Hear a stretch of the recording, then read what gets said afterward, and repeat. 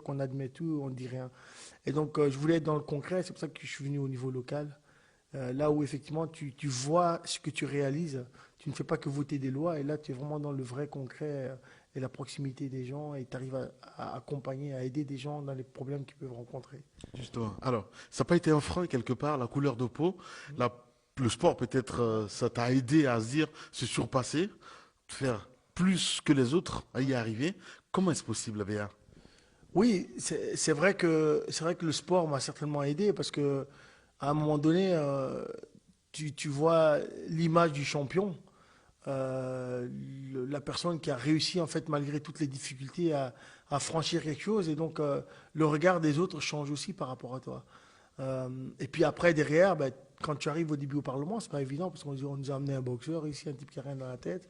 Parce que souvent, les gens ne s'arrêtent qu'à ça, parce qu'ils ne Mhm. connaissent pas ton parcours, Des idées reçues? ton histoire. Mais oui, souvent, parce que quand il y a des gens, ouais, vous aimez un boxeur qui devient un politicien, et finalement, ben, quand tu creuses, tu te dis, ah non, attention, c'est un mec qui a fait l'université, c'est un mec qui a été chef d'entreprise, parce qu'il y a beaucoup de gens qui parlent, mais moi j'ai agi, et donc j'étais dans le concret. Et donc quand je parle d'un sujet, c'est parce que le sujet, je le maîtrise, et que c'est un sujet dans lequel je me suis intéressé, dans lequel j'ai travaillé, dans lequel j'ai une expertise et une expérience.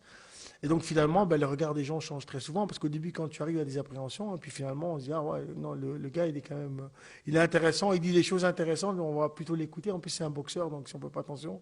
Alors, aujourd'hui, c'est la réelle politique, si on peut se le dire ainsi. On a vu un petit peu quelques booms du côté de la France, le cas Macron, les élections présidentielles Ouais, récemment du côté de ouais, avec Sanko, entre autres. ouais, tout à Le fait. cas de Libéria, on parle de Ouais, la politique africaine. Aujourd'hui, comment tu vois ce monde-là? Je te dis, oui, le peuple a compris quelque ouais. part, non? Moi, je pense qu'il y a une maturité. Il y a Ouais. une vraie maturité de l'Afrique aujourd'hui. Il y a une maturité d'une génération aussi qui aspire en fait, à demander simplement que ceux qui sont là au-dessus, ils doivent pas être au-dessus, ils doivent être sur le terrain, ils doivent être à côté de nous et ils doivent faire avec nous.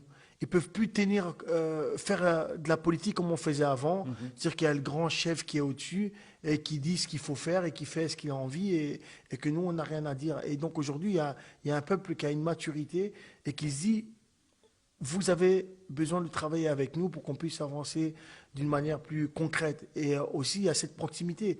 Quand on voit un George Weah aujourd'hui qui est passé au Libéria, mais c'est parce que les gens se reconnaissent en lui. Et Ouais. donc la majorité de la population se reconnaît en lui. Et ils se disent, ben voilà, c'est la personne qu'il nous faut effectivement pour pouvoir nous accompagner dans un véritable changement. À côté de ça, ce que je dis souvent, ben, il a besoin d'avoir des femmes et des hommes compétents à côté de lui pour pouvoir changer les choses, mais avec la même mentalité. Aujourd'hui, j'ai le sentiment qu'en Afrique, en fait, c'est que quand on arrive au pouvoir, on a tendance à oublier les valeurs pour lesquelles on est arrivé au pouvoir. Ouais. Et ça, il faut se mettre sur une ligne à un moment donné et se dire que ce qui est important, c'est l'intérêt collectif.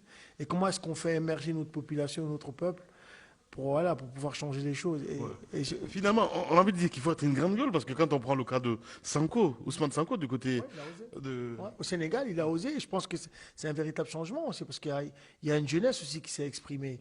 Alors, évidemment, je dirais, il a une approche qui est beaucoup plus radicale, comme on peut dire souvent. Et souvent, les extrêmes, évidemment, plaisent, parce que les gens ont envie d'entendre certains discours aussi.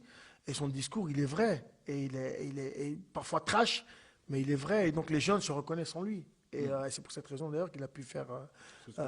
ce score-là, qui est quand même, voilà, je pense, assez impressionnant par rapport au Sénégal plus particulièrement d'ailleurs. Ouais. Parlons maintenant de la politique guinéenne. Oui. On sait que c'est carabiné un petit Ouais. peu. Comment tu vois de loin, de l'extérieur, tout ce qui se passe aujourd'hui au pays? Mais en fait, moi, j'ai le sentiment, comme je l'ai dit souvent, qu'aujourd'hui, le président de la République, en fait, Alpha Condé a une vision politique qui est une vision politique à long terme, avec effectivement des grandes infrastructures, des routes, des hôtels. Et je pense qu'il y a des choses qui ont été faites en Guinée. Mhm. Mais la difficulté aujourd'hui, effectivement, c'est que l'impact de ce qui a été fait ne se répercute pas sur la population. Aujourd'hui, la population est complètement désespérée. Elle a envie d'une chose, c'est quitter le continent, c'est quitter le pays, c'est d'aller ailleurs pour pouvoir aspirer à un avenir, à une perspective d'avenir. Et je pense qu'aujourd'hui, la vision doit être un peu différente. Il faut partir justement du bas et mettre en place une dynamique économique qu'il n'a pas pu encore faire aujourd'hui. Alors, je sais qu'on parle beaucoup d'agriculture, on parle de beaucoup de choses, mais il faudrait les personnes pour les réaliser. Il faudrait les personnes pour faire ça avec, Mhm. avec les Guinéens, pour leur redonner un peu plus d'espoir. alors évidemment, la difficulté que j'ai moi aujourd'hui aussi, c'est que, en fait, on dit toujours en Guinée, c'est je suis de la mouvance ou je suis de De l'opposition. l'opposition. Ouais. Mais il n'y a rien de constructif. On peut être opposant et construire avec. On peut être de la mouvance et construire avec l'opposition. Et c'est cet état d'esprit-là qu'il faut amener en Guinée. C'est ce qui manque réellement. T'es déçu de la classe politique guinéenne aujourd'hui, sans langue de bois?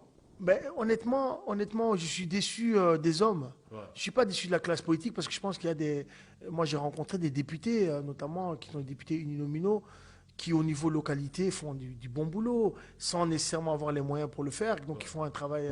Les ténors, les dinosaures sont là. Tout à fait. Et donc, la difficulté, c'est ça, c'est comment à un moment donné, ceux qui ont une vision macro, qui ont qu'une seule ambition, qui est souvent une ambition très personnelle, qui est de se dire j'ai envie d'être le président de la République, mais c'est pas ça qu'il faut.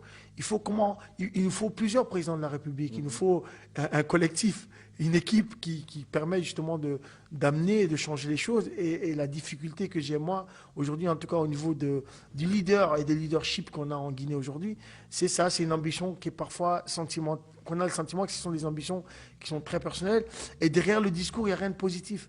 Je veux dire, on ne peut pas tout le temps que critiquer l'opposition, on ne peut pas tout le temps que critiquer la majorité. C'est à un moment donné, il faut aussi trouver quelque chose de positif et dire ah tiens, c'est intéressant, comment est-ce qu'on peut faire ça ensemble? Et malheureusement, chez nous, ça n'existe pas et donc on ne fera pas avancer les choses tant qu'on ne changera pas ça. Justement, on a vu un petit peu le côté du côté du Congo, ce qui s'est passé. On parle de glissement, entre autres, le député aussi, hein, parce que le président a été obligé de proroger un petit peu le mandat. Comment est-ce que tu vois tout ça aujourd'hui? Qu'est-ce qui va se passer? Je sais que tu n'es pas un voyant, mais une lecture politique un petit peu de la chose, tu te dis quoi exactement? Ben, je me dis d'abord que beaucoup de gens disent que le président veut faire un troisième mandat. Moi, je dis, moi, je l'ai jamais entendu.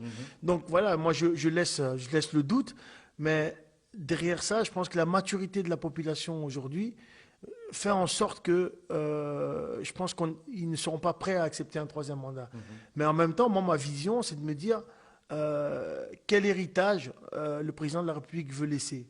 Quelle trace il veut laisser dans l'histoire de la Guinée aujourd'hui. Lui qui a été un opposant historique, lui qui aujourd'hui est arrivé en Guinée, effectivement a été un des premiers présidents élus démocratiquement, a fait des choses, honnêtement. Moi, je pense qu'il ne faut pas dire il n'a rien fait. C'est complètement faux. Il a fait des choses, il a fait bouger les choses. Moi, j'ai vu beaucoup de choses évoluer en Guinée. Mais aujourd'hui, l'impact, les répercussions de ce qu'il a fait ne se fait pas au niveau de la population et ne se fait pas ressentir. Alors, il se dit aujourd'hui, si je pars, à qui je laisse mon héritage et est-ce qu'il va y avoir une continuité de ma politique? Je pense qu'il a besoin d'être rassuré par rapport à ça. Et je pense qu'il peut y avoir une dynamique, effectivement, d'une génération aujourd'hui qui est jeune, qui est à maturité, qui, elle, peut prendre cette relève-là réellement. Parce que je ne pense pas que ce sont les partis historiques aujourd'hui qui sont là, qui sont des opposants historiques, qui vont pouvoir changer les choses. Et je pense que ce changement, il ne viendra que de la base. Et cette base-là, il faut effectivement la construire. Et en même temps, si on travaille sans avoir confiance, parce que c'est que j'ai le sentiment, parce que le président il est parfois seul, en tout cas j'ai ce sentiment-là, sans avoir confiance à ce qui est à côté, à ce qu'il peut y avoir aussi comme génération qui peut émerger, ce sera difficile effectivement d'avoir une vraie succession. Et donc je crois que l'histoire en tout cas retiendra une chose, que le président de la République a dit qu'il voulait être le Mandela de l'Afrique, et pour être le Mandela de l'Afrique, il faut effectivement montrer l'exemple, et cet exemple qu'on pourrait montrer, c'est en mettant en place une véritable relève. Ouais. Véritable relève, tu le dis. En même temps, passer la main. Tu dis, en même temps, il est anxieux, il a peur de tout ça. Quand on regarde un petit peu en face, il y a Sédia Touré, il y a Cellou Dalein Diallo, entre autres, il y a Lansana Kouyaté, il y a plusieurs leaders politiques. Ces gens-là, quelle image ces politiques-là t'envoient aujourd'hui, honnêtement? Mais en fait, je ne peux pas dire qu'il m'envoie une image négative. Moi, je connais l'histoire de la Guinée. Et j'ai suivi l'histoire de la Guinée. Et aujourd'hui, nous, on a besoin de nouvelles générations. Je pense que c'est ça que les gens demandent. Ils veulent des nouveaux visages. Les gens veulent du changement. Et le changement ne peut pas se faire avec le passé. Je pense qu'il faut une nouvelle histoire. Et cette histoire-là, elle a commencé par être écrite, effectivement, en 2010, à travers notamment l'histoire d'un opposant historique qui est arrivé au pouvoir. Et aujourd'hui, pour continuer cette histoire-là, il faut une nouvelle génération. Et moi, je pense vraiment que cette nouvelle génération-là qui viendra, qui aujourd'hui est arrivée à maturité, il y en a qui sont en Europe, il y en a qui sont dans le pays, il y en a qui sont aux États-Unis. Et puis, derrière ça, il y en a d'autres qui partent, qui partent de plus en plus, qui quittent le pays et qui n'ont plus aucun espoir. Et d'autres qui se disent, attends, moi j'ai envie de revenir. Et donc c'est assez contrastant quand même. Tu te dis, ah tiens, il y en a qui s'en vont. Et puis il y a d'autres qui disent, j'ai envie de revenir parce que j'ai envie de jouer un véritable rôle qui est important par rapport au continent et par rapport au pays d'une manière plus générale. C'est ça aujourd'hui, je pense, la Guinée de demain, ça doit être ça. Et je pense aussi que tous ceux qui sont aujourd'hui des opposants historiques devraient s'inscrire aussi dans cette voie-là, de dire qu'est-ce qu'on a envie de léguer, comment est-ce qu'on a envie de donner à cette Guinée une nouvelle dynamique, un nouveau souffle, qui n'est pas seulement le sentiment d'appartenir à une ethnie, d'être un Soussou, un Malinké, un Peul ou un Guercé, mais de se dire je suis un Guinéen et en étant un Guinéen, qu'est-ce que je fais pour travailler pour tous les Guinéens. Là-bas, tu as l'exécutif, donc maire, adjoint au maire, etc. Donc moi, je suis premier adjoint au maire. Ouais. Et si tu as le banc de l'opposition et de la majorité qui se retrouvent là, ce sont des conseillers. Donc une fois par mois, ça score. Et ça, c'est, tu vois, tous ceux qui sont au Québec depuis 1880, qui sont passés par là. Et ça fait quoi quand on s'assoit ici? Bah écoute, maintenant je suis habitué parce que je vais faire mon troisième mandat, ça a l'air de rien comme ça. En plus, j'ai été réélu une troisième mandat. Donc je vais accumuler. Parlons maintenant des perspectives. Oui. Beaucoup d'expériences acquises ici, on va le dire comme ça. La Guinée, c'est un pays qui est dans le cœur, on le sait, ça se voit. Beaucoup d'allers-retours depuis. Qu'est-ce que tu fais dans ce sens-là pour la Guinée? Mais en fait, c'est vrai que moi j'ai toujours été très engagé par rapport à mon pays. Donc ce que j'ai fait, c'est d'abord créer ma fondation. À l'époque quand je boxais, où j'ai essayé de mettre effectivement beaucoup de projets sociaux en place. Et derrière ça, aujourd'hui, je me rends compte en fait que j'ai beau apporter des choses, amener, aider. Ce qui est important en fait, c'est d'apprendre aux Guinéens à faire, en fait, pour se prendre en main eux-mêmes. Et donc aujourd'hui, je suis allé en Guinée, mon tout dernier voyage, et mon objectif c'était de mettre en place un centre de formation qu'on va appeler Centre Faire Ensemble. Qu'on va localiser au début à Conakry parce qu'évidemment il faut que le bébé d'abord puisse se préparer pour voir un peu quelles sont les difficultés pour aller après par la suite à l'intérieur du pays. On va mettre 2 centres faire à Conakry et ces centres vont regrouper quoi? On va regrouper des métiers justement manuels, c'est-à-dire plomberie, électricien, menuiserie, tout ce qui peut toucher aussi à l'agriculture, tout ce qui peut toucher à l'élevage, tout ce qui peut toucher aussi à tout ce qui est tactile aujourd'hui, donc tout ce qui est écran tactile, donc c'est-à-dire les téléphones, les GSM, les télévisions, pourquoi pas. Donc voilà, c'est vraiment avoir une dynamique qu'on veut créer, où on veut former les jeunes d'une manière transversale, être vraiment dans le concret, et puis les accompagner à trouver un métier ou à devenir auto-entrepreneur carrément. Donc avec un modèle business plan, avec un soutien financier, pourquoi pas derrière, pour les aider à se lancer dans leur propre entreprise. Tout ça là est parti d'un constat, forcément.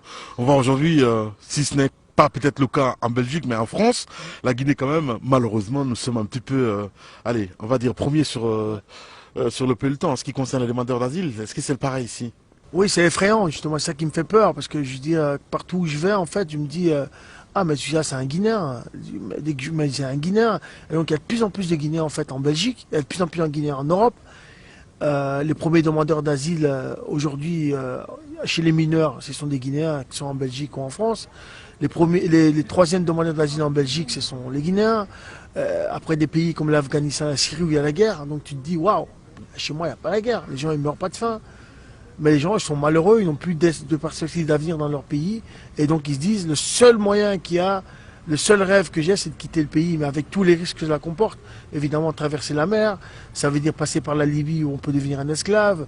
Ça veut dire arriver ici en Europe et certainement se faire réembarquer directement parce que on a pu. Et ici, en plus de ça, il y a beaucoup de chômage, il y a beaucoup de difficultés où les gens s'appauvrissent de plus en plus. Et donc, l'Europe n'est plus l'Eldorado. On dit que l'Eldorado, c'est l'Afrique. L'avenir, c'est l'Afrique, en tout cas on dit en Europe. Et finalement, je me dis, mais est-ce que cet avenir il va profiter aux Africains ou c'est plutôt les Occidentaux qui vont en profiter? Donc voilà, et par ce constat-là, je me dis, non, il faut retourner en Afrique, il faut aller à côté d'eux. Moi, j'ai appris à faire, j'ai envie de leur apprendre ce que j'ai appris à faire. J'ai pas envie de leur donner ce que j'ai gagné et leur donner, mais j'ai envie plutôt de leur apprendre pour que eux, peut-être après, apprennent à d'autres à faire, et ce qui permettrait effectivement de créer évidemment une vraie dynamique, quoi. Apprendre, entreprendre, comprendre, on peut se dire ainsi. On va faire quelques associations d'idées en ce qui concerne quelques questions, et tu vas me dire un peu ce que ça représente pour toi. D'accord? Voilà. Si je te dis politique, tu diras quoi? En un mot. Important. Femme, J'aime. papa, Inspiration. nation,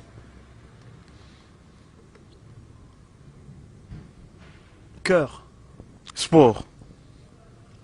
Passion. Merci beaucoup, Véa Diallo. Merci à toi. Espace TV, The Cover, dans le cadre du lancement de la première édition de